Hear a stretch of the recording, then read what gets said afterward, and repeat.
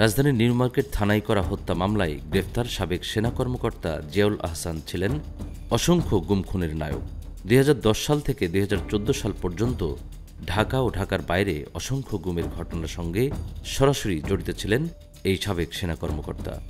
ওই ৪ বছর তার ইশারায় চলত পুলিশের বিশেষায়িত ইউনিট র্যাব। ওই সময় তিনি কখনো র্যাবের ইন্টেলিজেন্স উইংয়ে প্রধান এবং অতিরিক্ত মহাপরিচালক হিসেবে দায়িত্ব পালন করেন। এই দীর্ঘ সময়ে অসংখ্য গুম এবং খুনের ঘটনার নেপথ্যে নায়ক ছিলেন তিনি।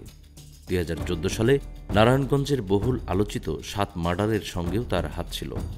কিন্তু নিজের ক্ষমতা কাজে লাগিয়ে এবং তৎকালীন র্যাব ১১ এর অধিনায়ক লেফটেন্যান্ট কর্নেল সাইদের ওপর সব দায় চাপিয়ে তিনি পার পেয়ে যান।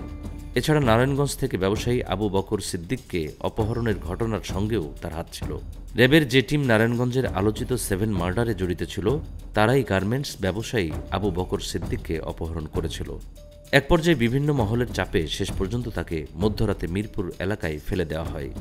পরে ঢাকা মহানগর গোয়েন্দা পুলিশ ওই ব্যবসায়ীকে উদ্ধার করে ধানমন্ডি থানায় নিয়ে যায়।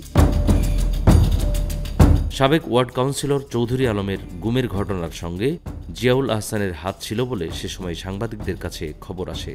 চৌধুরী আলম মারা গেছেন নাকি বেঁচে আছেন তা এখনও পর্যন্ত খোলাসা হয়নি।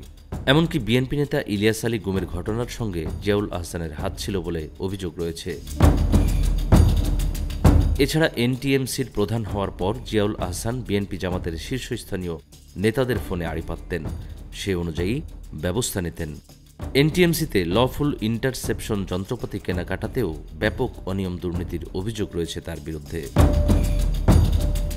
এনটিএমসির ১,০০০ কোটি টাকার কেনাকাটায় ২০১৭ সালে ব্রিগেডিয়ার জিয়াউল আহসান ও সাবেক স্বরাষ্ট্রমন্ত্রী আসাদুজ্জামান খান কামালের পিএস হারুনুর রশিদ বিশ্বাস সিন্ডিকেট গড়ে তোলেন।